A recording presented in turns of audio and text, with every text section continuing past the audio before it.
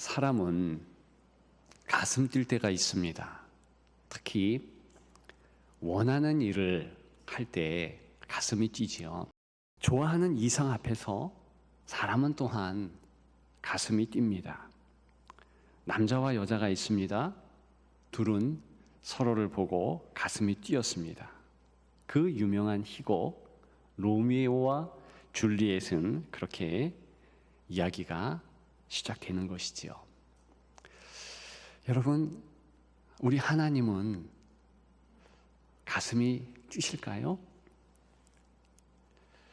특별히 오늘 본문을 보면서 그 사실을 좀 체크해 보았으면 좋겠습니다. 하나님이신 예수 그리스도의 가슴 뛰는 이야기가 오늘 본문의 내용입니다. 맹인을 보게 하시는 요한복음 9장의 내용이 전체 본문이 됩니다. 특별히 오늘 본문을 보면서 몇 가지 사실에 주목했으면 좋겠습니다. 첫째는요, 주님은 우리를 볼 때 가슴이 뛰신다는 것이죠. 요한복음 9장 1절에 보면 이렇게 성경은 기록하고 있습니다. 예수께서 길을 가실 때에 날 때부터 맹인된 사람을 보신지라 했습니다. 예수님이 보셨다 했어요. 여러분들에게 그런 예수님의 모습을 보면서 질문하고 싶습니다. 과연 1번부터 3번의 모습을 드릴 터인데 어떤 모습이 예수님의 모습에 가까운지요? 첫째, 그냥 보여지니까 봤다. 길 가실 때에 그랬잖아요. 그러니까 예수님이 길 가실 때 우연히 본 거예요. 언뜻 본 거예요. 두 번째, 뚫어져라 살피며 보셨다. 마지막 세 번째, 사랑과 애정을 가지고 살피며 보셨다. 몇 번일까요? 쉽죠? 사실 헬라어 원문에는 제가 말씀드린 이 세 가지 보는 모양이 다 각각 다른 동사로 쓰인다는 것입니다.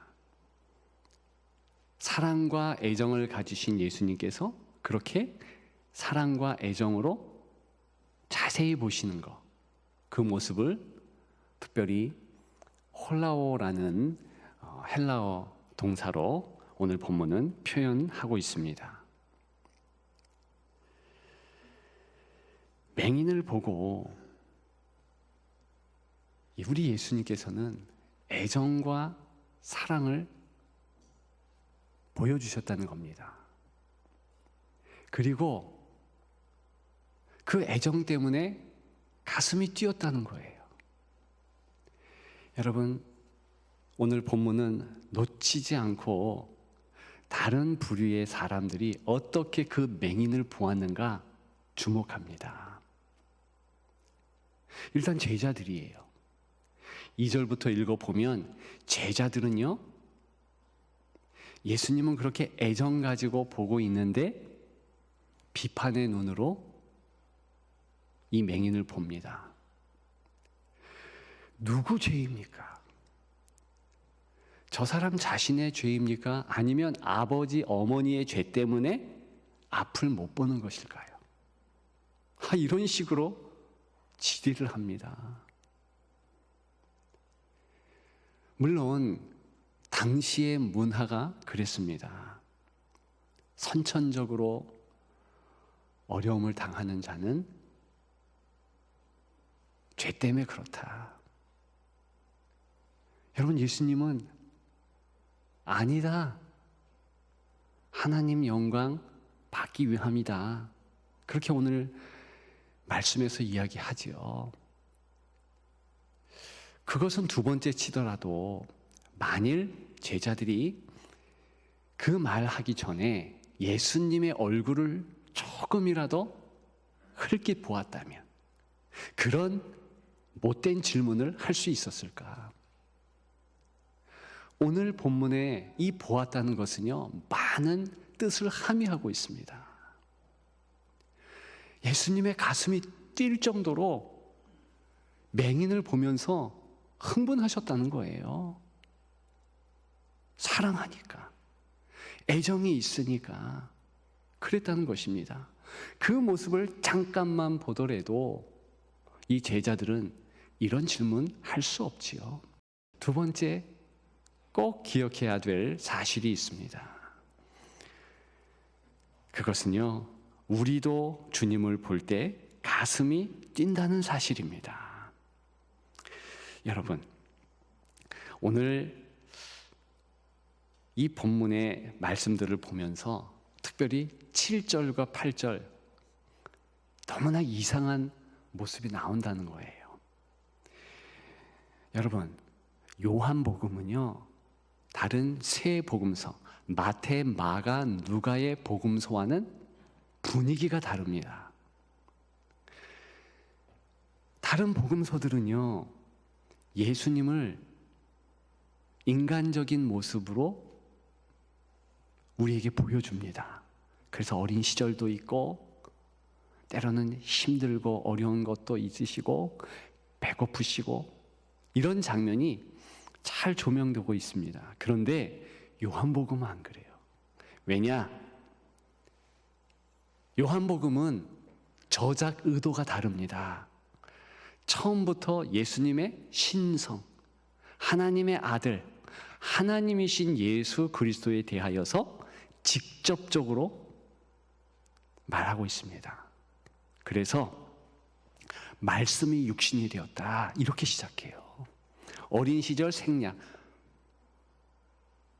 예수 그리스도가 말씀이시요 하나님이시다, 창조 때부터 있었다, 이렇게 하나님의 영광, 예수 그리스도의 영광을 그대로 보여줍니다.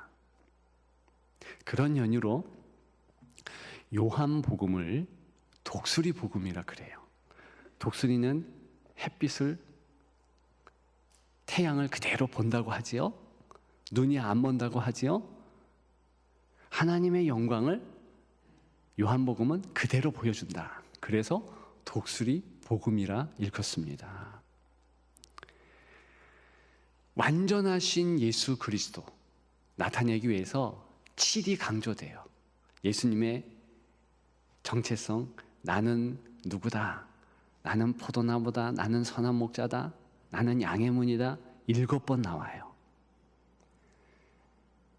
이적도 7번 나옵니다. 그 가운데 있는 7번의 표적 이적 가운데서 한 가지가 오늘 본문이에요. 그런데 다른 이적들 보면, 이야, 하나님이시니까 이렇게 하셨지, 감탄하지 않을 수 없어요. 물로 포도주를 만드는 거, 저 멀리 떨어져 있는 가나에서 가버나움에 있는 왕의 신하의 아들을 치유하신 거, 38년 된 병자 고치신 거, 오병이어 사건, 무리를 걸으신 거, 그리고 죽은 나사로를 살리신 거. 근데 오늘 본문에 보면 의아하기 그지없어요. 왜냐? 예수님이요, 치유의 이상한 방법을 동원하시고 기간도 길게 하십니다. 타액을 뱉으세요. 7절과 8절을 보게 되면 예수님께서 침을 뱉습니다. 진흙을 이겨요. 그리고 그 진흙을 살살 모아서 이 맹인의 두 눈에 발라줍니다. 이상하지요? 타액에 효능이 있는 것도 아니고 진흙에 어떤 효력이 있는 것도 아니잖아요. 하나님이신 예수 그리스도이신데, 그런데 그런 모습을 강조하고 있어요. 그러면서 더 이해할 수 없는 말을 하십니다. 그냥 고쳐주는 것이 아니라 실로암 못에 가서 씻으라. 뭘 의미할까요? 이 맹인에게 그 과정에서 삶의 활력을 느끼라는 거지요. 가슴 뛰는 것을 경험하라는 것이지요. 여러분 보십시오. 이 맹인은요, 예수님 만나리라 꿈에도 생각 못했고 기대도 못했고 고침에 대한 아무 소망이 있지 않았습니다. 그리고 심지어는 예수님이 어떤 모습으로 자기에게 다가오는지조차도 몰랐어요. 다른 복음서에 소경이 눈을 뜨는 그런 사건이 있습니다. 예컨대 바디베오, 목소리를 높였어요. 나 보게 해주세요. 그러면서 주님이 고쳐주셨어요. 여러분, 그런데 더 중요한 것이 있습니다. 육신의 눈을 뜨는 것, 그것보다 더 중요한 일이 있다고요. 그것은 영적인 눈을 뜨는 겁니다. 그래야 정말 이 마음속에서 가슴이 뛰거든요. 감사가 폭포수처럼 나오는 것이거든요.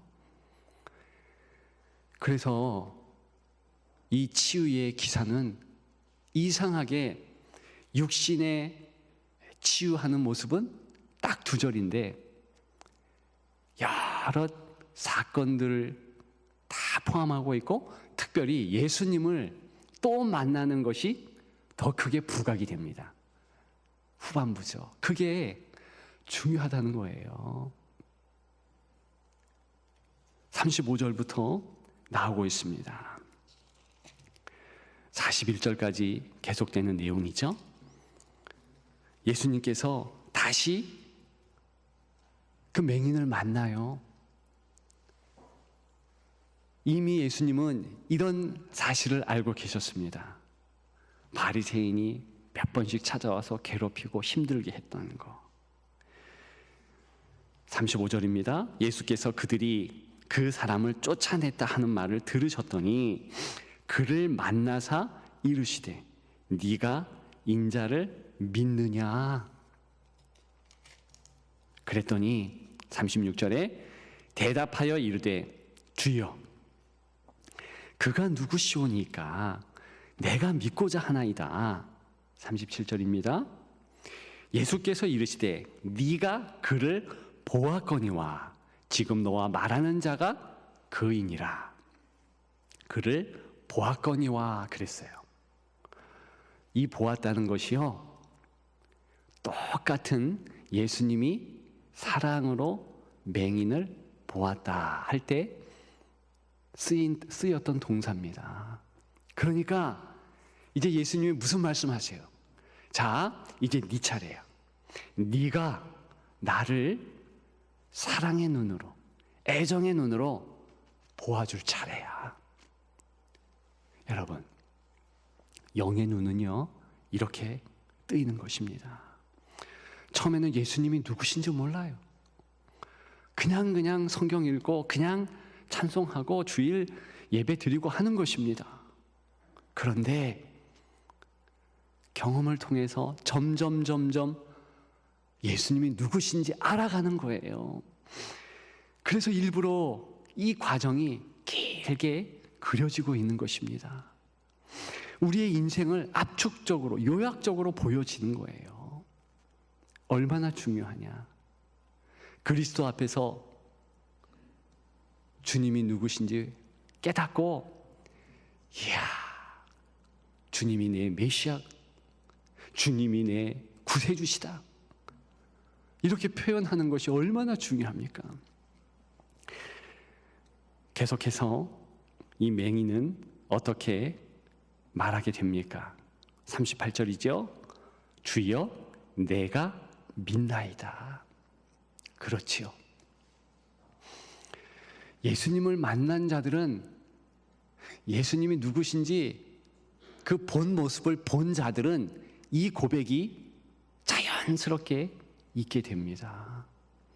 요한복음에 내가 믿습니다, 나 믿어요, 이 믿음에 대한 표현이 98번이나 나옵니다. 강조돼요. 여러분, 그런데 이상하죠? 애정을 가지고 보는 그 홀라우라는 이 동사와 같이 쓰인다는 겁니다. 당연해요. 오늘 본문에도 예수님을 그 애정의 눈을 가지고 보면서 가슴이 뜁니다. 그게 믿음이라는 거예요. 특별히 오늘 본문의 이 맹인은 저와 여러분들의 영적 상황 그대로 보여지지 않습니까? 우리가 어떻게 예수 그리스도를 만납니까? 별거 아닌 것 같아요. 예수님께서 내게 슬쩍 오신 것 같아요. 그냥 성경을 읽었을 뿐이에요. 누군가가 예수 그리스도의 말씀을 전했을 뿐이에요. 찬양을 했을 뿐이에요.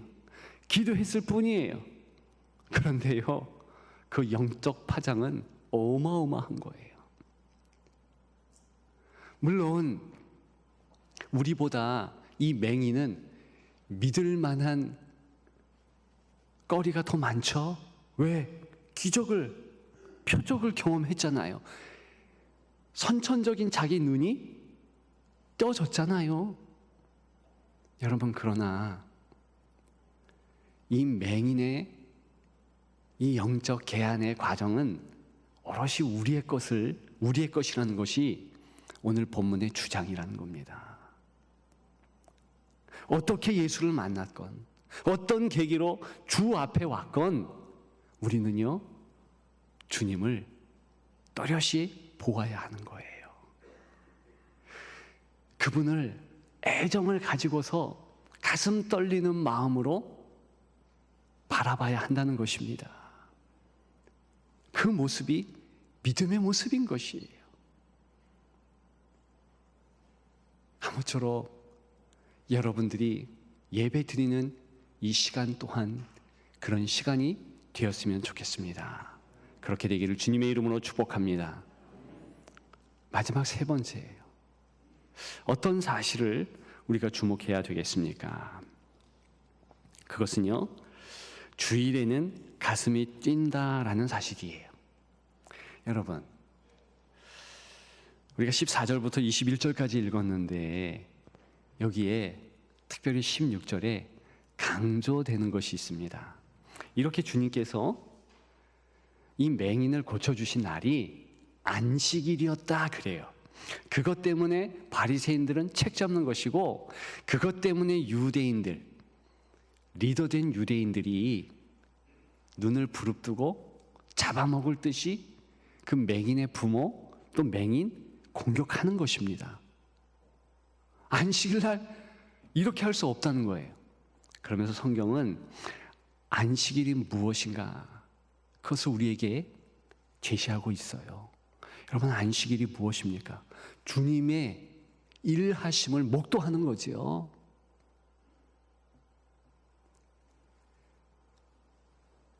여러분, 안식일의 의미가 쉬는 겁니까?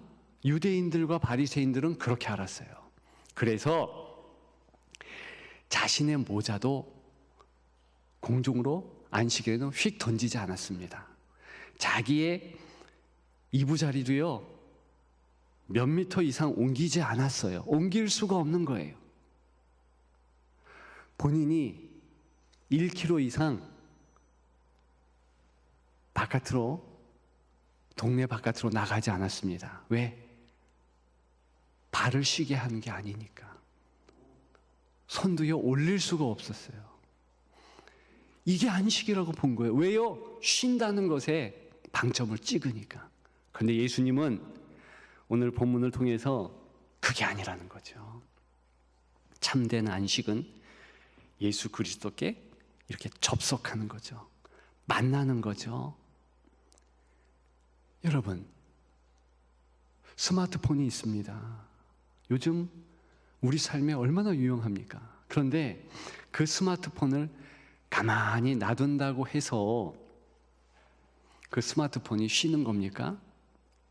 그냥 방전되는 거죠. 전기 코드에 꽂아야지만 스마트폰은 충전되면서 그 모습이 사실은 온전해지는 거죠. 여러분, 스마트폰과 우리와 같은 점이 있어요. 우리도 스마트폰처럼 피조물이라는 겁니다. 우린 피조물이에요. 하나님만 창조자요. 하나님만 스스로가 충전된 분입니다. 우리는요, 방전돼요.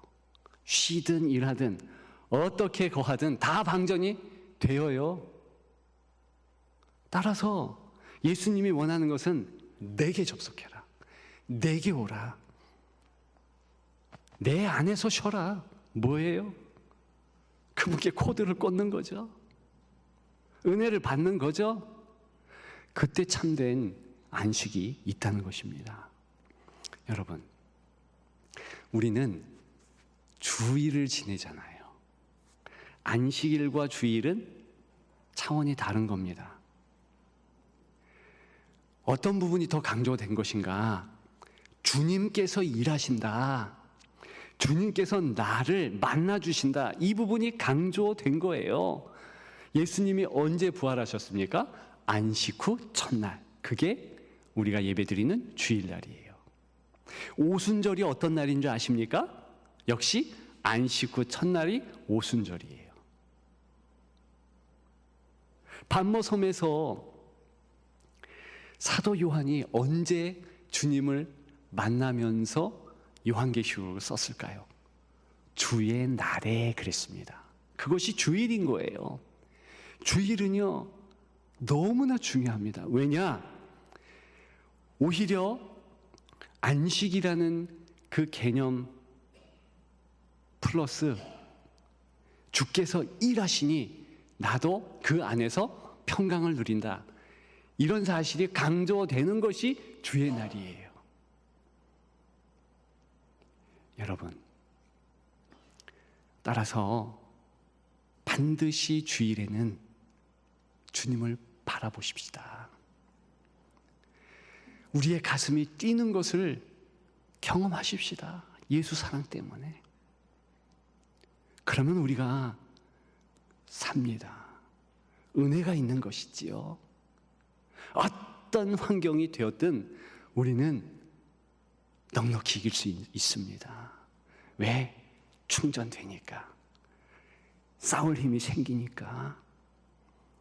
더 중요한 것은 그렇게 주일에 예배를 통해서 하나님을 만난 자 반드시 다른 날들은 승리합니다. 왜? 하나님의 은혜가 넘쳐나니까. 주중까지 흘러가니까 그렇게 되는 것입니다.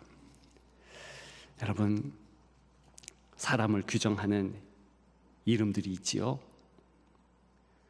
대표적으로 호모 사피엔스, 생각하는 존재, 생각하는 인간이라는 뜻입니다.